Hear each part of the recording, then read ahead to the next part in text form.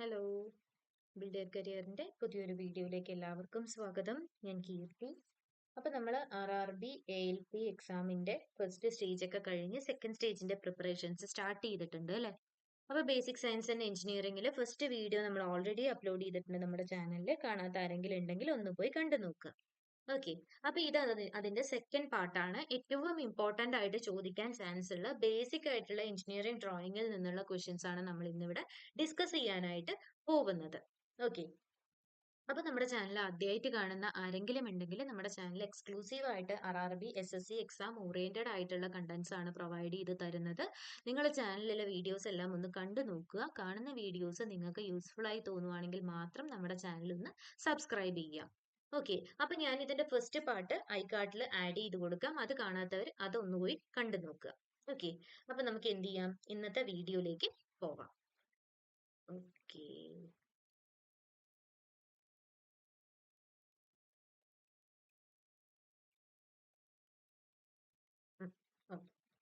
first question.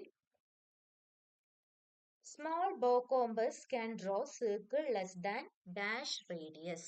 ചെറിയ ബോ compass ഇല്ലേ, നമ്മുടെ ഇൻസ്ട്രുമെന്റ് ബോക്സിലൊക്കെ കാണുന്ന ചെറിയ ബോ കോമ്പസ് വെച്ചിട്ട് നമുക്ക് വരയ്ക്കാൻ പറ്റുന്ന സർക്കിളിന്റെ മാക്സിമം റേഡിയസ് എന്ന് പറയുന്നത് 25 mm ആണ്. ഓക്കെ, 25 മില്ലിമീറ്ററിൽ കുറവുള്ള സർക്കിൾസ് മാത്രമേ നമുക്ക് എന്ത് വെച്ച് വരയ്ക്കാൻ പറ്റുള്ളൂ, ആ ചെറിയ ബോ കോമ്പസ് വെച്ചിട്ട് വരയ്ക്കാനായിട്ട് പറ്റുള്ളൂ. ഓക്കെ അല്ലേ, ആ ക്വസ്റ്റ്യൻ മനസ്സിലായല്ലോ അല്ലെ. അടുത്തത്, according to Indian Standard Institute, which among the following designation has the size 1000 by 700? ഇത് ഡ്രോയിങ് ബോർഡിന്റെ സൈസ് ആണ് കേട്ടോ.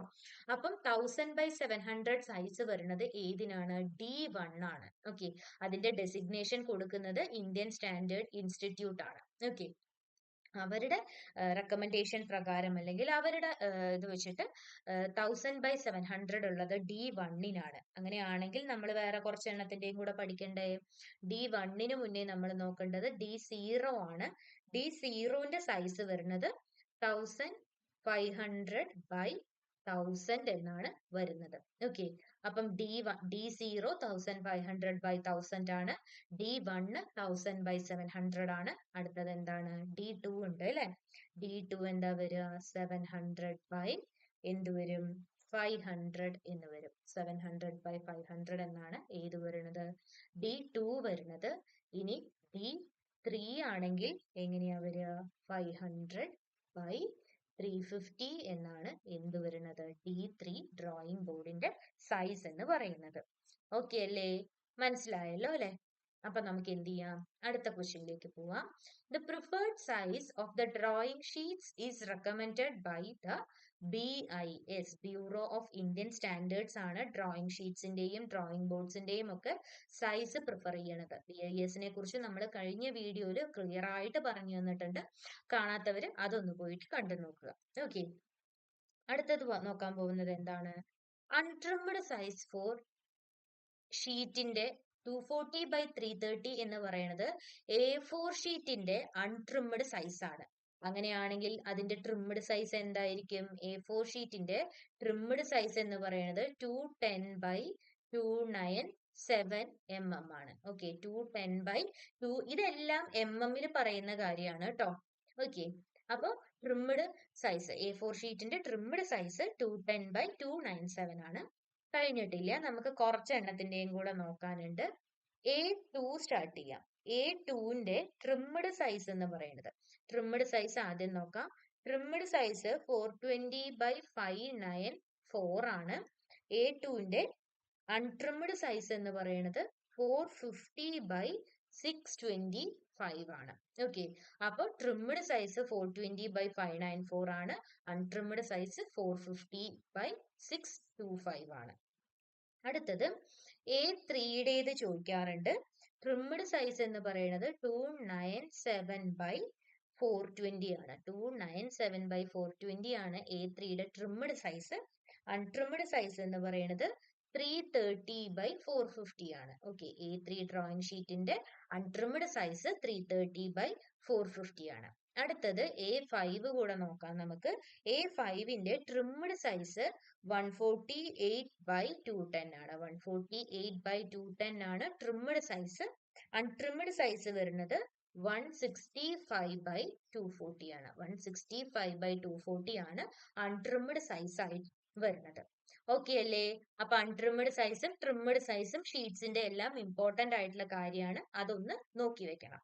അടുത്തത് SP46/2003 recommends the borders of ഷീറ്റിന്റെ A4 sheet, A0 sheet, A1 ഷീറ്റിന്റെ ഒക്കെ ബോർഡറിന് ഒരു പ്രിഫേർഡ് ലെങ്ത് ഉണ്ട്, പ്രിഫേർഡ് മെഷർമെന്റ് ഉണ്ട്. അത് എത്രയാണെന്നാണ് ചോദിച്ചിരിക്കുന്നത്. A0 ആൻഡ് A1 ഷീറ്റ് ആണെങ്കിൽ നമ്മൾ 20 mm ആണ് ബോർഡർ കൊടുക്കേണ്ടത്. ബോർഡർ എന്ന് പറഞ്ഞാൽ നമുക്കറിയാലേ, നമ്മളൊരു ഡ്രോയിങ് വരയ്ക്കുമ്പോൾ എന്താ ചെയ്യുക, ഷീറ്റിനകത്ത് ആദ്യം നമ്മൾ ചെയ്യുക ബോർഡർ കൊടുക്കും. ബോർഡർ കൊടുത്തതിന് ശേഷം അതിനകത്താണ് ഡ്രോയിങ് സ്പേസ് വെച്ചിട്ട് നമ്മൾ വരയ്ക്കുന്ന കാര്യങ്ങൾ, മെഷർമെന്റ്സ് എല്ലാം അതിനകത്താണ് നമ്മൾ ചെയ്യുന്നത്. അപ്പോൾ A0 ഷീറ്റിനും A1 ഷീറ്റിനും ബോർഡർ കൊടുക്കേണ്ട തിക്നെസ് എത്രയാണ്? 20 mm ആണ് വരുന്നത്. അത് ബാക്കിയുള്ള ഷീറ്റിലൊക്കെ എത്രയാണ്? ബാക്കിയുള്ള ഷീറ്റ് എന്ന് പറഞ്ഞാൽ A2, A3, A4, A5 അതിലൊക്കെയും 10 mm സൈസിലാണ് നമ്മൾ എന്ത് ചെയ്യേണ്ടത്? ബോർഡർ കൊടുക്കേണ്ടത്. ഓക്കെ, അപ്പൊ മനസ്സിലായല്ലോ അല്ലെ? ഇതിനകത്ത് പറഞ്ഞു തന്ന കാര്യങ്ങളെല്ലാം ക്ലിയർ ആയിട്ടുണ്ട് എന്ന് വിചാരിക്കുന്നു. നമുക്ക് എന്ത് ചെയ്യാം? അടുത്തതിലേക്ക് പോവാം. അടുത്ത question, the size of the title block. Drawing ഷീറ്റിന്റെ റൈറ്റ് എൻഡിലായിട്ട് നമ്മൾ എന്ത് ചെയ്യും? കോർണറിൽ താഴെയായിട്ട് നമ്മൾ ടൈറ്റിൽ ബ്ലോക്ക് വരയ്ക്കാറുണ്ട് അല്ലെ? ടൈറ്റിൽ ബ്ലോക്കിൽ എന്തൊക്കെയാ നമ്മൾ ഇൻക്ലൂഡ് ചെയ്യുക? ആ ഡ്രോയിങ്ങിന്റെ ടൈറ്റിൽ, പേര് എന്താണ്, എത്രാമത്തെ ഡ്രോയിങ് ആണ്, നമ്മുടെ പേര്, അതുപോലെ നമ്മുടെ ഡീറ്റെയിൽസ് കാര്യങ്ങളൊക്കെ കൊടുക്കും. അങ്ങനത്തെ കാര്യം, അതുപോലെ സ്കെയില്, ഏത് സ്കെയിലിലാണ് വരയ്ക്കുന്നത്, ഇങ്ങനത്തെ കാര്യങ്ങളൊക്കെയാണ് നമ്മൾ ടൈറ്റിൽ ബ്ലോക്കിൽ കൊടുക്കുക. ആ ടൈറ്റിൽ ബ്ലോക്കിന്റെ സൈസ് എന്ന് പറയുന്നത് 185/65 mm ആണ്. ഓക്കെ, ടൈറ്റിൽ ബ്ലോക്കിന്റെ സൈസ് 185/65 mm ആണ്. ഓക്കെ, അടുത്തത് medium thickness line group of 2 mm are not used for. Okay, 2 mm line ഗ്രൂപ്പിലുള്ള മീഡിയം തിക്നെസ് ഉള്ള ലൈൻസ് നമ്മൾ ഡയമെൻഷൻ ലൈൻസ് മാർക്ക് ചെയ്യാനായിട്ട് യൂസ് ചെയ്യില്ല. ഓക്കെ, ഡയമെൻഷൻ ലൈൻസ് മാർക്ക് ചെയ്യാനായിട്ട് യൂസ് ചെയ്യില്ല. അത് എവിടെയൊക്കെയാ യൂസ് ചെയ്യുക? ഔട്ട്ലൈൻ ആയിട്ട്, കട്ടിംഗ് പ്ലെയിൻ ആയിട്ട്, പിന്നെ പ്ലെയിന് കട്ടിംഗ് ലൈൻസ് ആയിട്ട്, അതുപോലെ ഡോട്ടഡ് ലൈൻസിലൊക്കെ നമ്മൾ ഈ ഗ്രൂപ്പിനകത്തു നിന്നുള്ള ലൈൻസ് യൂസ് ചെയ്യും. പക്ഷെ അത് എന്ത് ചെയ്യില്ല? ഡയമെൻഷൻ ലൈൻസ് ആയിട്ട് യൂസ് ചെയ്യില്ല, മീഡിയം തിക്നെസ് ഉള്ളത്. ഓക്കെ, അടുത്തത് initial work and construction lines are drawn using dash pencil. ആദ്യത്തെ വർക്കും അതുപോലെ കൺസ്ട്രക്ഷൻ ലൈൻസ് ഒക്കെ നമ്മൾ ഏത് പെൻസിൽ യൂസ് ചെയ്തിട്ടാണ് വരയ്ക്കുക? എച്ച് പെൻസിൽ യൂസ് ചെയ്തിട്ടാണ് വരയ്ക്കുക. എച്ച് പെൻസിൽ യൂസ് ചെയ്തിട്ടാണ് വരയ്ക്കുന്നത്. അടുത്തത് in engineering drawing, which type of line indicates that there is a change of plane? ആ ഡ്രോയിങ്ങിനകത്ത് പ്ലെയിൻ ചേഞ്ച് സംഭവിച്ചിട്ടുണ്ട് എന്ന് നമ്മൾ മെൻഷൻ ചെയ്യണത് ഏത് ലൈൻ യൂസ് ചെയ്തിട്ടാണ്? കണ്ടിന്യൂസ് തിക്ക് ലൈൻ യൂസ് ചെയ്തിട്ടാണ് അവിടെ ഒരു പ്ലെയിൻ ചേഞ്ച് സംഭവിച്ചിട്ടുണ്ട് എന്ന് നമ്മൾ മെൻഷൻ ചെയ്യണത് അല്ലെങ്കിൽ ഇൻഡിക്കേറ്റ് ചെയ്യണത്. ഓക്കെ, മനസ്സിലായല്ലോ അല്ലെ? അടുത്തത് which of the following lines are used to show that the object is cut and them viewed. അതായത് നമ്മൾ വരയ്ക്കുന്ന ഒബ്ജക്റ്റില് കട്ടിങ് സംഭവിച്ചിട്ടുണ്ട്, നമ്മൾ കാണുന്നത് കട്ട് ചെയ്ത ഭാഗമാണ് എന്ന് അറിയിക്കാനായിട്ട് നമ്മൾ എന്താ ചെയ്യാറ്? ഹാച്ചിങ് ചെയ്യാറുണ്ട്. നമ്മൾ ഇങ്ങനെ ഹാച്ച് ചെയ്തിട്ടാണ് എന്ത് ചെയ്യുന്നത്? ആ ഒരു ഒബ്ജക്റ്റ് കട്ട് ചെയ്ത വ്യൂ ആണ് നമ്മൾ കാണുന്നത് എന്ന് നമ്മളെ ഇൻഫോം ചെയ്യണത്. ഓക്കെ, മനസ്സിലായല്ലോ അല്ലെ? അപ്പൊ ഇവിടെ പറഞ്ഞു തന്ന കാര്യങ്ങളെല്ലാം ക്ലിയർ ആയില്ലേ? ടൈറ്റിൽ ബ്ലോക്കും ലൈൻസിന്റെ ഡീറ്റെയിലിങ്ങും കാര്യങ്ങളും ഒക്കെ മനസ്സിലായിട്ടുണ്ട് എന്ന് വിചാരിക്കുന്നു. നമുക്ക് എന്ത് ചെയ്യാം? അടുത്തതിലേക്ക് പോവാം. In unidirectional system the dimensions are. നമ്മൾ പറഞ്ഞു ഡയമെൻഷനിങ് ചെയ്യാൻ രണ്ട് സിസ്റ്റം ഉണ്ട് അല്ലെ? എന്താണ്? അലൈൻഡ് സിസ്റ്റവും യൂണി ഡയറക്ഷണൽ സിസ്റ്റവും. യൂണി ഡയറക്ഷണൽ സിസ്റ്റം എന്താ ചെയ്യുന്നത്? ഡയമെൻഷൻസ് എല്ലാം ഒരു പ്ലേസിലേക്കായിരിക്കും കൊടുക്കുക. റൈറ്റ് സൈഡ് ആണെങ്കിൽ എല്ലാ ഡയമെൻഷൻസും റൈറ്റ് സൈഡിലായിരിക്കും, ലെഫ്റ്റ് ആണെങ്കിൽ എല്ലാം ലെഫ്റ്റില്, താഴെയാണെങ്കിൽ എല്ലാം എന്ത് ചെയ്യും? നമ്മളെ എക്സ്റ്റൻഷൻ ലൈൻ യൂസ് ചെയ്ത് പറ്റുന്ന സ്ഥലത്തേക്ക് കൊണ്ടുവന്ന് അവിടെ നിന്ന് നമ്മൾ ഡയമെൻഷൻ ലൈൻ യൂസ് ചെയ്ത് താഴെ കൊണ്ടുവന്നിട്ടായിരിക്കും ഡയമെൻഷൻസ് മാർക്ക് ചെയ്യുന്നത്. അതാണ് യൂണി ഡയറക്ഷണൽ സിസ്റ്റം. ഒരിക്കലും ഒരു ഡ്രോയിങ്ങിനകത്ത് രണ്ട് സിസ്റ്റവും ഒരുമിച്ച് യൂസ് ചെയ്യാൻ പാടില്ല. ഒന്നുകിൽ അലൈൻഡ് സിസ്റ്റം യൂസ് ചെയ്യാം, അല്ലെങ്കിൽ യൂണി ഡയറക്ഷണൽ സിസ്റ്റം യൂസ് ചെയ്യാൻ പറ്റും. ഓക്കെ, അടുത്തത് in dimensioning the line enclosing the dimension line are known as. Dimension line ഇരിക്കുന്നത് ഏത് ലൈനിലാണ്? എക്സ്റ്റൻഷൻ ലൈനിലാണ് ഉണ്ടാവുക. ഇതൊരു ഡ്രോയിങ് ആണെങ്കിൽ നമ്മൾ ഡയറക്റ്റ് ആയിട്ട് ഇവിടെ നിന്ന് ഡയമെൻഷൻ ലൈൻ കൊടുക്കില്ല, ഈ ഡ്രോയിങ്ങിൽ നിന്നും ഒരു എക്സ്റ്റൻഷൻ ലൈൻ വരയ്ക്കും. ആഫ്റ്റർ ദാറ്റ് ഒരു 1 mm ഡിസ്റ്റൻസ് വിട്ടിട്ട് കൊടുക്കുന്നതാണ് എന്തെന്ന് പറയുന്നത്, ഡയമെൻഷൻ ലൈൻ എന്ന് പറയുന്നത്. ഓക്കെ, അപ്പൊ അത് മനസ്സിലായി എന്ന് വിചാരിക്കുന്നു. അടുത്തത് നമ്മള് ഡയമെൻഷനിങ്ങില് ഇവിടെ ആരോ ഹെഡ് യൂസ് ചെയ്യും അല്ലെ. ഇവിടെ ഇങ്ങനെ ആരോ യൂസ് ചെയ്യും. ആ ആരോയുടെ ഹൈറ്റ് ടു ലെങ്ത് റേഷ്യോ എത്രയാണെന്നാണ് ചോദിക്കുന്നത്. 1:3 ആണ് അവരുടെ റേഷ്യോ വരുന്നത്. ഓക്കെ, ഹൈറ്റ് 1 mm ആണെങ്കിൽ ലെങ്ത് എത്രയാ വരിക, 3 mm ആണ് ലെങ്ത് വരുന്നത്. ഓക്കെ അല്ലേ, മനസ്സിലായല്ലോ അല്ലെ. നമുക്ക് എന്ത് ചെയ്യാം, അടുത്തതിലേക്ക് പോവാം. ഡയമെൻഷൻസ്, നമ്മള് ഡയമെൻഷനില് കുറെ കാര്യങ്ങൾ നമ്മൾ എന്ത് ചെയ്യാൻ പറ്റും, ഡയമെൻഷൻ യൂസ് ചെയ്ത് നമുക്ക് മെൻഷൻ ചെയ്യാനായിട്ട് പറ്റും അല്ലെ. ലെങ്ത്, വിഡ്ത്ത്, ഹൈറ്റ്, ഇങ്ങനത്തെ കാര്യങ്ങളൊക്കെ നമുക്ക് എന്ത് ചെയ്യാൻ പറ്റും, ഡയമെൻഷൻ കൊടുക്കാൻ പറ്റും. പക്ഷെ എന്ത് കൊടുക്കില്ല, നമ്മള് മെറ്റീരിയൽ ഒരിക്കലും ഡയമെൻഷന്റെ അണ്ടറിൽ വരുന്ന കാര്യമല്ല.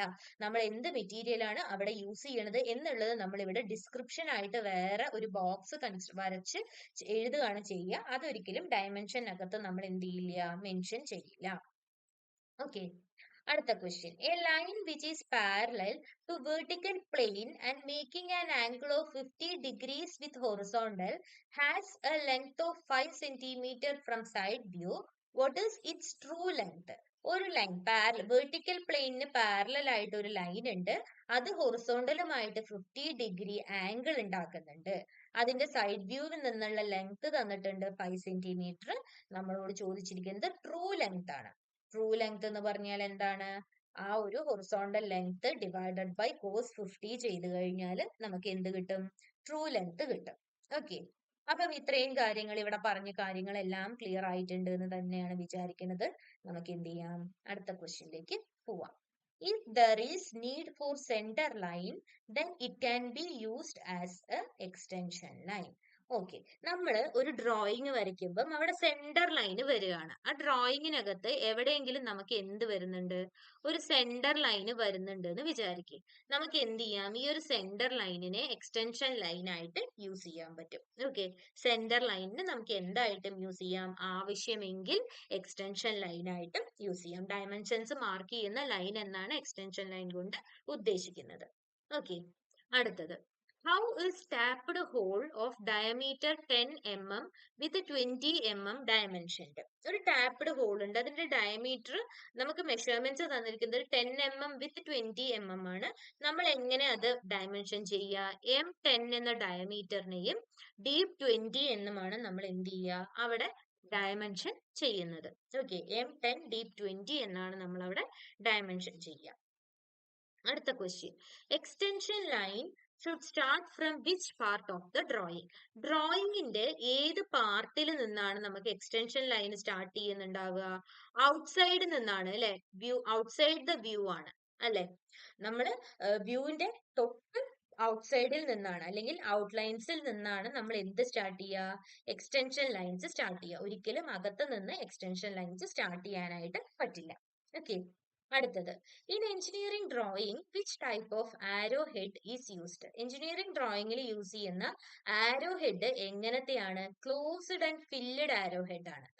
ഇങ്ങനെ ക്ലോസ് ആയി കിടക്കുന്ന ഫില്ല് ചെയ്തിട്ടുള്ള ആരോ ഹെഡ് ആണ് നമ്മൾ എപ്പോഴും യൂസ് ചെയ്യുക. ഒരിക്കലും ഇങ്ങനത്തെ ആരോ ഹെഡ് അല്ലെങ്കിൽ ഇങ്ങനത്തെ ആരോ ഹെഡ് ഇതൊന്നും നമുക്ക് ഡ്രോയിങ്ങിനകത്ത് യൂസ് ചെയ്യാനായിട്ട് പറ്റില്ല.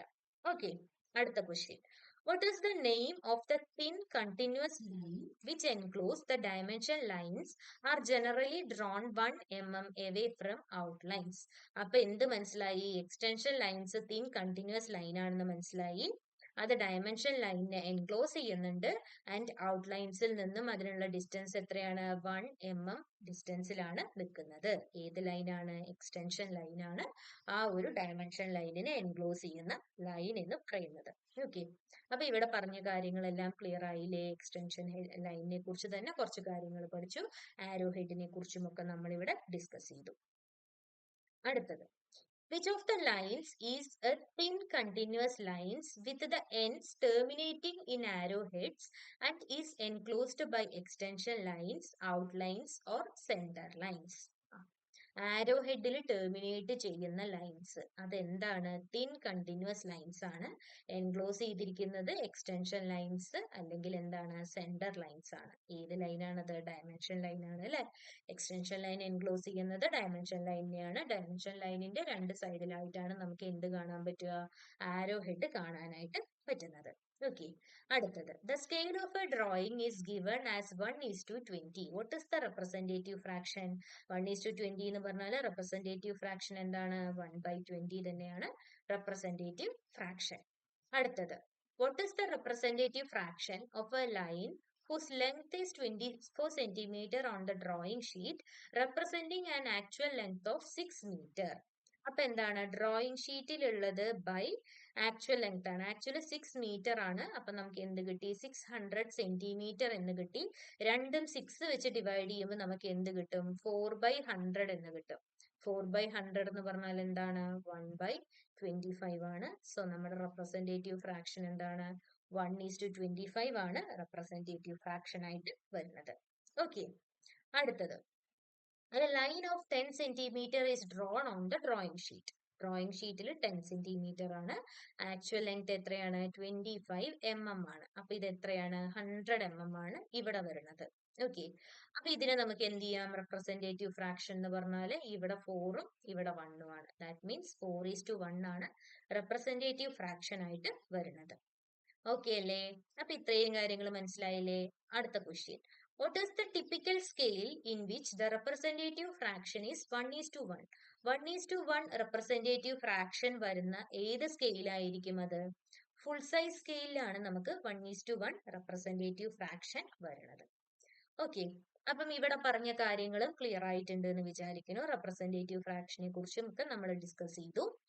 പറഞ്ഞു തന്ന കാര്യങ്ങൾ എല്ലാവർക്കും മനസ്സിലായിട്ടുണ്ടാവുമെന്ന് വിചാരിക്കുന്നു. നമ്മൾ ഇന്ന് നോക്കിയത് ഷീറ്റുകളുടെ സൈസ് നോക്കി, ഡ്രോയിങ് ബോർഡിന്റെ സൈസ് നോക്കി, എക്സ്റ്റൻഷൻ ലൈൻസിനെ കുറിച്ച് കുറച്ചധികം കാര്യങ്ങൾ പഠിച്ചു. അതുപോലെ തന്നെ റെപ്രസെന്റേറ്റീവ് ഫ്രാക്ഷനെ കുറിച്ചും പഠിച്ചിട്ടുണ്ട്. അപ്പൊ പറഞ്ഞു തന്ന കാര്യങ്ങൾ എല്ലാവർക്കും മനസ്സിലായിട്ടുണ്ട് എന്ന് വിചാരിക്കുന്നു. നിങ്ങൾക്ക് എന്തെങ്കിലും ഡൗട്ട് കാര്യങ്ങൾ ഉണ്ടെങ്കിലോ അല്ലെങ്കിൽ ഇനി വരുന്ന ദിവസങ്ങളിൽ നമ്മൾ എന്തൊക്കെ ടോപ്പിക്കുകൾ ഡിസ്കസ് ചെയ്യണമെന്ന് നിങ്ങൾക്ക് തോന്നുന്ന കാര്യങ്ങളൊക്കെ ഉണ്ടെങ്കിൽ ഒന്ന് കമന്റ് ത്രൂ അറിയിച്ചു കഴിഞ്ഞാൽ നമ്മളെ കൊണ്ടാവുന്ന രീതിയിൽ നമ്മൾ ആ കാര്യങ്ങളെല്ലാം നിങ്ങളുടെ മുന്നിലേക്ക് എത്തിക്കാനായിട്ട് ട്രൈ ചെയ്യുന്നതായിരിക്കും. ഓക്കെ, അപ്പൊ എല്ലാവരും നല്ല രീതിയിൽ തന്നെ എക്സാംസിന് പ്രിപ്പയർ ചെയ്തുകൊണ്ടിരിക്കുക. നമ്മൾ ഇത് മാത്രമല്ല, NTPCയുടെ സ്റ്റഡി പ്ലാൻ അധികം വൈകാണ്ട് തന്നെ ലോഞ്ച് ചെയ്യുന്നുണ്ട് റിവിഷൻ സീരീസ് ആയിട്ട്. അപ്പൊ അതും നല്ല രീതിയിൽ തന്നെ നിങ്ങൾ മുന്നോട്ട് കൊണ്ടുപോവുക. അപ്പം എല്ലാവരും നല്ല രീതിയിൽ പ്രിപ്പയർ ചെയ്ത് നല്ലൊരു റാങ്ക് ലിസ്റ്റിലേക്കൊക്കെ എത്താൻ കഴിയട്ടെ എന്ന് ആശംസിക്കുകയാണ്. നമുക്ക് അടുത്തൊരു വീഡിയോ ആയിട്ട് കാണുന്നത് വരേക്കും താങ്ക് യു.